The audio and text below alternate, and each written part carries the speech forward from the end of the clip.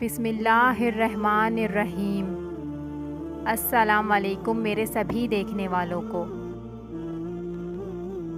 ایک دفعہ کا ذکر ہے کہ حضرت علی رضی اللہ تعالی عنہ کی خدمت میں ایک شخص حاضر ہوا اور عرض کرنے لگا، یا علی ابن ابی طالب، میں نے اپنی بیٹی کی شادی کروائی لیکن چند ماہ میں ہی وہ شادی ٹوٹ گئی۔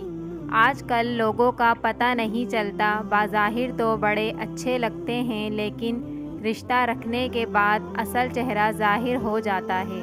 لیکن کوئی ایسا عمل نہیں جس سے ہم شادی سے پہلے یہ دیکھ سکیں کہ یہ لڑکی یا لڑکا شادی کرنے کے قابل ہے یا نہیں۔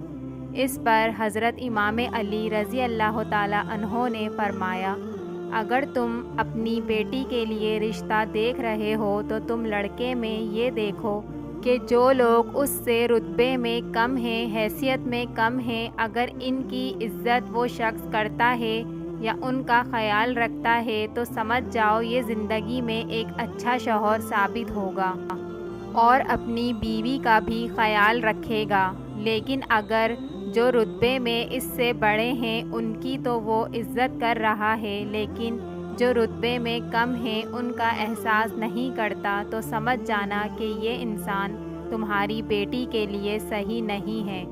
اتنی ہی دیر میں دوسرا شخص اٹھا اور پوچھنے لگا، یا علی رضی اللہ تعالی عنہ، اور اگر ہم اپنے لڑکے کے لیے رشتہ دیکھنے جائیں تو کیسے پتہ چلے گا کہ یہ لڑکی ہمارے بیٹے کے لیے صحیح ہے یا نہیں؟ اس پر حضرت علی رضی اللہ تعالی عنہ نے فرمایا، جب اپنے بیٹے کے لیے رشتہ دیکھنے جاؤ تو لڑکی سے چند سوال پوچھو اور تھوڑی دیر گفتگو کرو۔ اگر لڑکی صرف اپنی خوبیاں بتاتی رہے اور ہر بات پہ اپنی تعریف کرتی رہے تو سمجھ جانا یہ لڑکی خود پسندی کے دلدل میں گرفتار ہے۔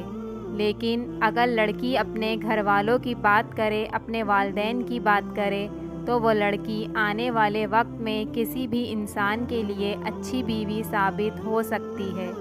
اور اگر کوئی انسان ان دونوں اعمال کے باوجود بھی گھبرانے لگے اور کوئی فیصلہ نہ کر سکے تو گھر آ کر 2 نفل ادا کرنے کے بعد 27 مرتبہ سورہ کوثر پڑھے اور سو جائے۔ اگر خواب میں خوشحالی یا وہ لڑکا اچھے لباس میں نظر آئے یا وہ لڑکی اچھے لباس میں نظر آئے تو وہ انسان سمجھ جائے کہ یہ رشتہ مبارک ثابت ہوگا۔ لیکن اگر خواب میں آگ یا شیطانی مناظر یا خون یا اس لڑکی یا لڑکے کا خراب روپ دیکھیں تو پھر وہ رشتہ بہتر ثابت نہیں ہوگا۔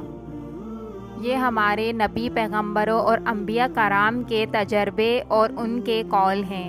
سب کچھ کرنے والا صرف ایک اللہ ہے۔ اللہ نے سب کے لیے ان کے جوڑ بنائے ہیں اور اللہ ہی جانتا ہے کہ کس کے لیے کیا بہتر ہے۔ اللہ پاک ہمیں اور آپ کو، ہم سب کو اپنے حفظ و امان میں رکھے اور ہمیں نیک کام کرنے کی ہدایت نصیب فرمائے، آمین۔ ویڈیو اچھی لگی ہو تو لائک اور سبسکرائب کرنا نہ بھولیے گا۔